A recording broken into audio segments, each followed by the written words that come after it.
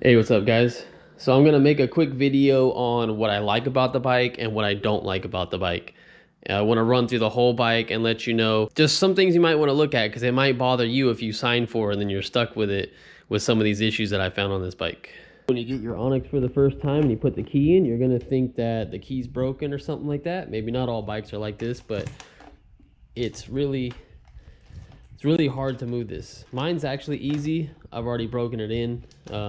I've adjusted some of the little pinpoints under here. But this, I struggled for about 15 minutes. I was afraid I was gonna break the key until I found out I had to push the battery cover down to get the lock to go a little lower on the shaft in there. And then it was able to come off. This headlight, it is bright. Way brighter than my Suron. Super nice. And the fact that this bike has pedals on it, this is going to keep you out of a bunch of trouble with the cops and everything like that. So even though you're not going to be able to pedal this bike, there's no way. I've already tried it. You're not going to get more than probably 8 miles an hour, and you're going to be putting your weight and body into it. And I'm about 155 pounds. It's just not going to do it. But it's nice the fact that it's there to comply with California laws or whatever your state's laws are to keep it as an electric bike. Let's see if you can see that pretty good in the video. This is one of the dislikes with the bike too, is that mine is already chipped, if you notice, because, and this is what stops it from hitting this. Well, in manufacturing, these should actually be wider, or this should be thicker. Anyways, when it touches it, this is actually what stops the bike. That hits the wood cover on both sides. I think that's kind of a flaw on the bike. So just be careful so you don't crack your wood cover. I'm not 100% sure how much these covers are to replace, but try to be careful with that. To fix that issue, you can buy these, if that reads correctly. You get them on Amazon.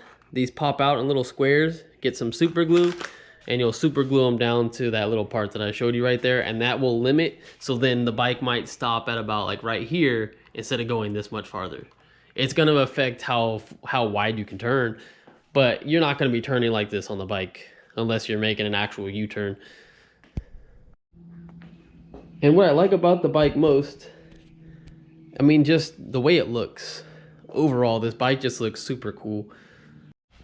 If I was you, these are pretty bad on the bike right out of the gate. They're pretty stiff. I would suggest changing these with some, I believe they're called Ego Boost shocks. I think they're 140 bucks. I would replace these right away if you plan on riding the street. I will say my first couple of videos when I made of this bike, these were really rough. Once they kind of broken in, I want to say after about 30 or 40 miles, they actually got a little bit better. Wasn't as bad, but they're still way more rougher than riding my other bikes. So I would probably suggest replacing these. And if you technically wanted to, I think you can lower the ride height by dropping this into here. I don't know if people do that or not, but if you did want to lower ride, you can step it down a little bit. On this bike, you get 3 modes. So you get eco mode, normal mode, and sports mode. That's super nice to have 3 different modes, even though it's really simple in the settings to do something like that. You just turn down the maximum power. That's what is inside the controller. They basically just turn down the power to 20% of what the bike can actually put out. And then at a sports mode, it does 100% of what the bike's capable of. Super simple idea. And then this is an option on this bike. I got turn signals put on. So you have rear turn signals. And they're actually pretty bright. For how small they are, they're pretty impressive. They are really close together, so it might be hard for someone to tell if you're turning left or right, especially from behind because they're really close. But I mean, that's a great feature for an electric bike. This is another cool thing that Onyx did. It's just a 3D printed little charging holder. The port comes out here. It's already like this when you get the bike. And this just sits right in this little hole. It doesn't snap in or anything. Mine doesn't anyway. It just kind of sits in there. So I have noticed if you do hit a hole, it pops out. But that's kind of a nice idea so you don't have the cord just kind of hanging way down here. The controls. This LED screen is awesome. It looks nice at night. I like that you have the time right here. You have the miles.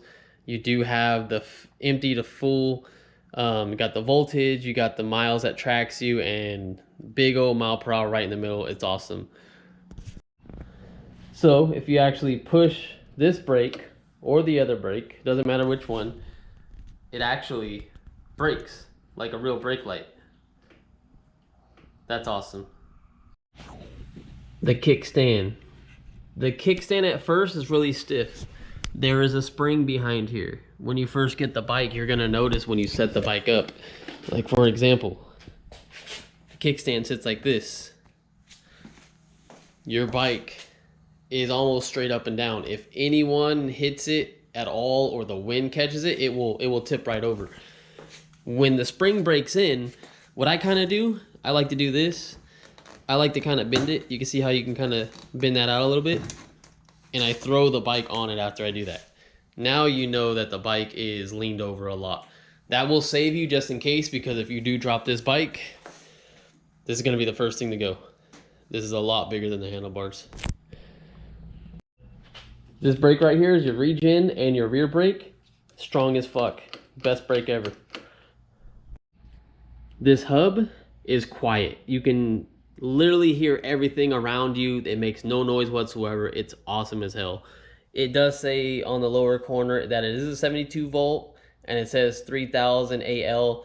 I'm kind of glad it doesn't say watts, so then a cop can't tell you anything if they do look at the bike and look real close at this. But it does say 72 volt 3000. Quiet.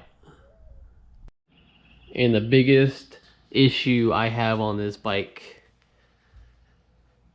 can anyone see how the wheel and the fender, nothing lines up to each other?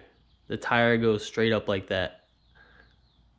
That is totally off. The rack is off. I've taken the whole thing apart and seen if I can fix it, and nothing. The only thing is, if you drill those holes out, like I said, bigger, you can kind of slide the whole bracket over. But that being totally crooked, that's a huge flaw to me. Huge. The headlight. When me and my girlfriend rode, it wasn't rainy, we didn't get the bike wet or anything like this. This already had condensation in the headlight from the second or third day we had the bike. And also another thing about the headlight, and I'm not going to be able to get it on video right now, I might have it in another video, but this headlight actually flickers. It doesn't stay consistent. So I was going to hit up Onyx about that and see if that's a common issue on these bikes, or if it's just the way the voltage is getting it from the battery. You can see it flickering. The grips are plastic. They aren't the best grips whatsoever. I mean, they're really hard, and it feels like your hands are going to come off with how much power this bike has. It's the same one on this side, just so you know. I did fix the seat a little bit. I moved it up. I will include a picture in the video, but this did not line up whatsoever. Still doesn't line up that great. Still that big opening, but look on this side, there is no opening. Now you can try to push this and flatten it down or kind of move the seat over, but the only way to do it is if you come underneath the bike. You'll see that it's on this little rail. You can actually get a Dremel and you can start making this hole bigger, so then you can kind of twist the seat depending on how you want it. Another thing, and everyone's gonna mention it already, is that this does not match up with a real GPS. That's the reason why I have my phone on my rides, because this is off by 5 to 7 miles per hour. So if it says you're doing 52 miles an hour, you're actually doing about 45, 46. The bike does not include a front fender. It's not required, and everyone knows it doesn't. You can get the dirt fender if you want, but that thing is massive and looks pretty ugly. If you can see it, it's not too big of a deal. I don't really care too much about it, but it's something I wanted to point out.